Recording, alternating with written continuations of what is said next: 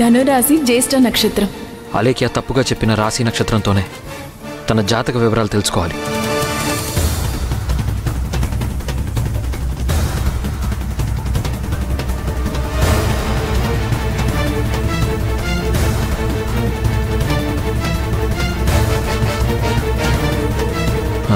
స్వామీజీ,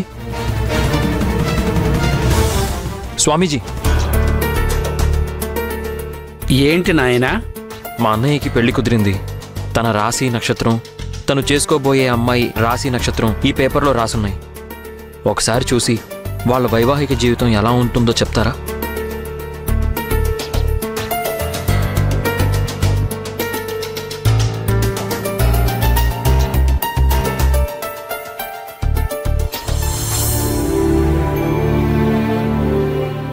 వదినా, భూమి ఏంటిలా వచ్చావు?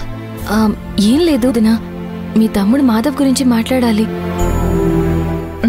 ఏంటి, పెళ్లి చేసుకునేవాడి గురించి, వాడి గుణగుణాల గురించి ముందే తెలుసుకోవాలనుకుంటున్నావా? అదేం కాదు వదినా, ఆయన ఎలాంటి వారో నాకు తెలుసు. చాలా మంచివాడు, మెత్తని మనసున్నవాడు, అందర్నీ మంచిగా చూసుకుంటాడు. మనసులో ఉన్న మాటలే త్వరగా బయట పెట్టాడు. పర్లేదే, మాధవ గురించి బానే తెలుసుకున్నావు.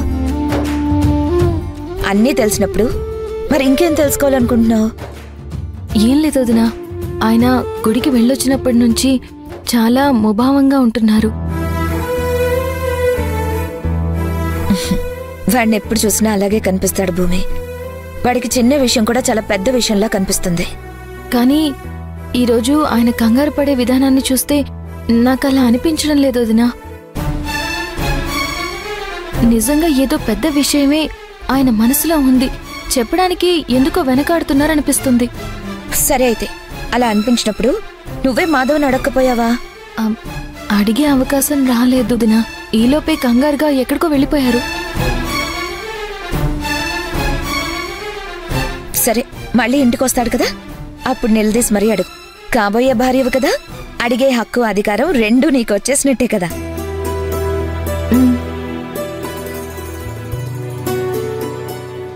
ఏమైంది స్వామీజీ? నాయనా, నిప్పుకి నీరుకి పడుతుందా? నిప్పున్న చోట నీరుండదు, నీరున్న చోట నిప్పుండదు. అంటే ఎప్పటికీ కలవని రెండు భిన్న ధృవాలను కలపాలని చూస్తున్నారు. కలవకూడని వాటిని కలపాలని చూస్తే మిగిలేది వినాశనమే. ఈ అమ్మాయి మీ ఇంటి కోడలుగా వస్తే మీ కుటుంబం ముక్కలు చెక్కలవ్వడం తప్ప మరే ప్రయోజనమూ ఉండదు. అంత విరుద్ధమైన జాతకాల స్వామి? అవును నాయనా, కాలికి చుట్టుకున్న పాము కరవకుండా ఉండదు అనడానికి ఈ అమ్మాయి జాతకమే ఒక ఉదాహరణ. అలాంటి అమ్మాయి మీ ఇంటి గుమ్మంలో అడుగు పెడితే అంతా అనర్థమే. తీసుకో నాయనా.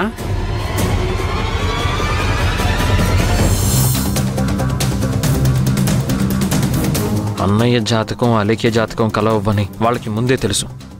అందుకే ఒక తప్పుడు జాతకం రాయించి అందరినీ నమ్మించి గొర్రెల్ని చేశారు. ఇలాంటి వాళ్ళని అస్సలు క్షమించకూడదు. అలేఖ్యకి అన్నయ్యకి పెళ్లి జరగకూడదు. వెంటనే వాళ్ళని ఇంటి నుంచి తరిమి కొట్టాలి.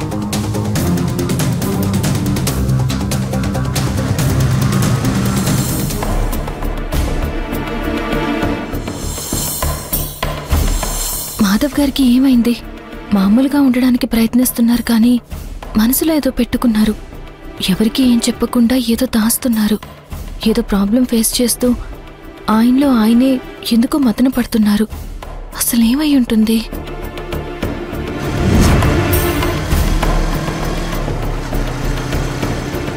నిశ్చితార్థం జరిగిందని అందరూ సంతోషంగా ఉన్నారు. ఇక జరగబోయే పెళ్లి కోసం ఇప్పటి నుండి సంతోషంగా మాట్లాడుకుంటున్నారు. ఇంతలోనే ఏమై ఉంటుంది? మాధవ్ గారు ఫేస్ చేసిన ప్రాబ్లం ఏమై ఉంటుంది? ఆ ప్రాబ్లం వల్ల మళ్ళీ మా పెళ్లికి ఎలాంటి ఆటంకం కలగకూడదు. ఈ ఇంట్లో ఎలాంటి అనర్థం జరగకూడదు.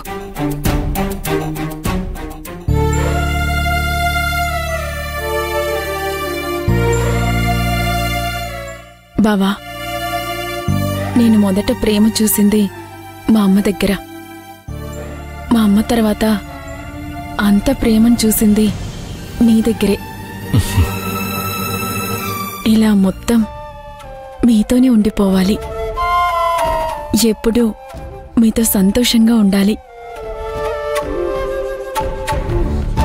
ఈ పిచ్చి ప్రేమ లైఫ్ లాంగ్ ఇలాగే ఉండిపోవాలి. మనస వాచ కర్మన నాకన్నీ మీరే అనుకున్నాను. అలేఖ్య, బాధల్లో ఉన్నప్పుడు ఓదార్చే భార్య, ఏం చేయాలో తెలియనప్పుడు వెన్నుదనులా నిలిచే నీలాంటి భార్య దొరకడం నిజంగా నా అదృష్టం. కోడలు అంటే కుటుంబం మంచిని కోరుకునేలా ఉండాలి. కుటుంబం సంతోషానికి కారణం అవ్వాలి. నిన్ను చూస్తుంటే నిజంగా ఆ లక్షణాలన్నీ నీలో ఉన్నాయనిపిస్తుంది.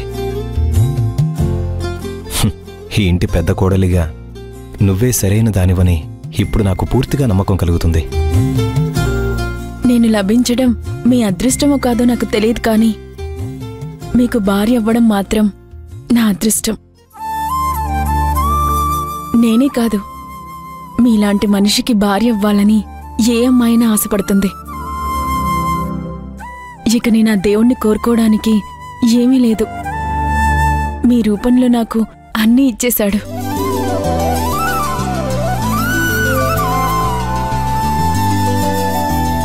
ఇప్పుడు నిన్ను చూస్తుంటే నాకు అర్థమవుతుంది, నిన్ను నా భార్యగా చేసుకోవాలని నేను నిర్ణయించుకుని ఎంత గొప్ప పని చేశానో అని. ఇప్పుడు చెప్తున్నాను విను. ఎలాంటి పరిస్థితులు ఎదురైనా, ఎలాంటి సందర్భాలు నన్ను లొంగదీసుకోవడానికి ప్రయత్నించినా నిన్ను మాత్రం వదులుకోన అలేఖ్య. మీరనుకున్నట్టే జరుగుతుంది. ఈ కుటుంబం ఎప్పుడూ క్షేమంగా ఉంటుంది. సరేనా? ముందు మీ తమ్ముడితో మాట్లాడండి. సరే.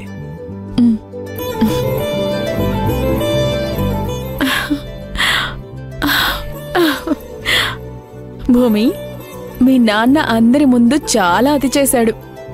ఏదో ఆయనకే ఆస్తి ఉన్నట్టు అందరి ముందు గొప్పగా చూపించుకోవాలనుకున్నాడు. మీ నాన్న చేసిన ఈ పని ఇప్పుడు నీ పెళ్లి చెడగొట్టే పరిస్థితికి దారి తీసింది. నువ్వైతే ఇంటి కోడలుగా ఖచ్చితంగా రావు. నేను మాత్రం పెద్ద కోడలుగా ఈ కుటుంబాన్ని ఏలుకుంటాను.